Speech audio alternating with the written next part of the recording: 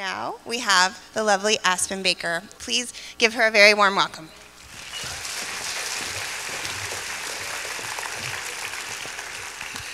I was a basketball player all through high school. I played year-round every day. I never had a summer off. I only ever had practice.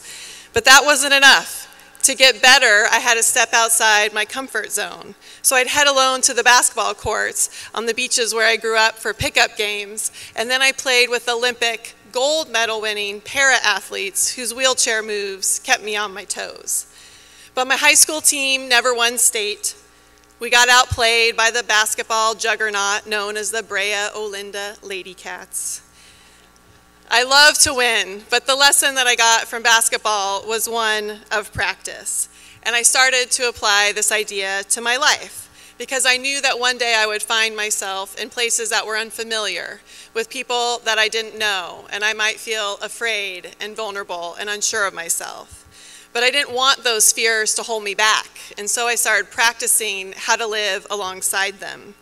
I camped alone on the beaches of Mexico. I learned to fly a plane and then land one on rivers, lakes, and glaciers in Alaska.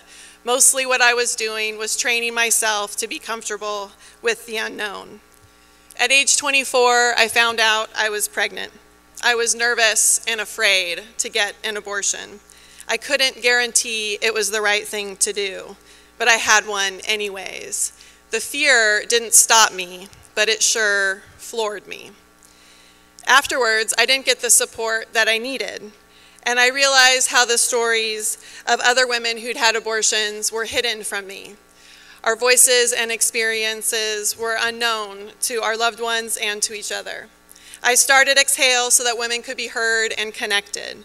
My co-founders and I envisioned a time when women could share their stories and find comfort and support rather than judgment and stigma.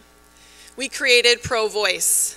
ProVoice is designed to give the world more of what it really, truly needs: love, respect, support, empathy.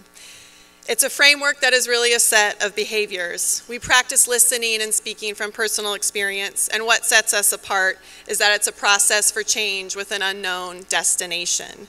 So we put this idea to the test in February. 5 young women traveled the nation to do the uncomfortable, to share their stories with strangers. And in New York City on a cold winter's night, I heard 3 of them share their layered, complicated stories to a room of strangers who had no idea what to expect. But as they started sharing, it became clear that not a single one of their stories fit easily into a box marked pro-choice or pro-life. In fact, one of them told how it was these very boxes which caused her so much distress. Their stories were surprising, because when you say abortion story, often what people hear is emotionally manipulative way to convince me to agree with you. Audiences expect a story to tell them how to think or feel about abortion, to cement their view or further vilify their opponents. But when a story is ambiguous and not easily definable, it creates the possibilities for change by setting a tone of openness and trust and vulnerability. This workshop isn't what I expected, one student said in that New York City classroom. I came in wearing my armor. It turns out I didn't need it.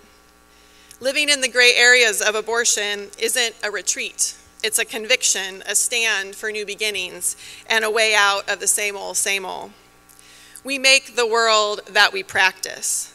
So to make one that is more loving and empathetic and respectful, we need to practice those behaviors even when it is very, very hard, and especially if we don't know the outcome.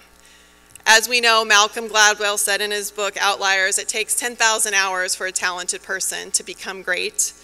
Practice isn't the thing you do, you're good, he says. It's the thing you do that makes you good. Amy Cuddy at the Harvard Business School researched how the physical practice of power posing can make a person feel more powerful. She says, don't fake it till you make it. Fake it till you become it.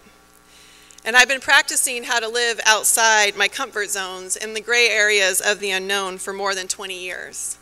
And I tell you this because when I tell people that ProVoice is a process for change with an unknown destination, they look often a little freaked out. And yet, if it's true that if you practice being powerful, you can become more powerful, and if it's true that if you practice your talent, you can become a great talent, is it such a leap to think that if you practice respect and empathy, that you can actually become more respectful and more empathetic? So to be pro-voice, you don't have to be perfect, you just have to practice.